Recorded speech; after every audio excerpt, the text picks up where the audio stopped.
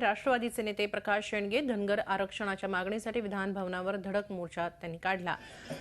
यासाठी हजारोंच्या संख्येने धनगर समाजाचे कार्यकर्ते आझाद मैदानावर जमले होते।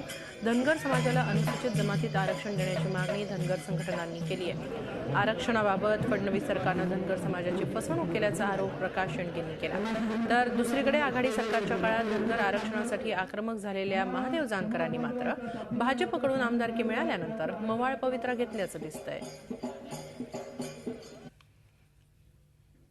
निवडून द्या, पहिल्याच कॅबिनेटमध्ये आम्ही तुमचा निर्णय करू।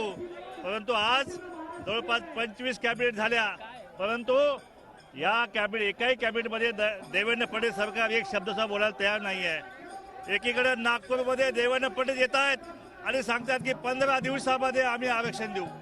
आज 100-125 दिवस होऊन गेलेले आहेत, आरक्षणाचा शब्द सुद्धा कोणी बोलायला तयार नाही आहेत। आणि म्हणून आमची अशी भावना झाली आहे धनगर समाजाची की या सरकारकडून सुद्धा आमची फसवणूक झालेली आहे। धनगर समाजाला आरक्षण मिळावं ही या सरकारची प्रामाणिक इच्छा आहे, फक्त त्याला आपण टाईम दिला पाहिजे।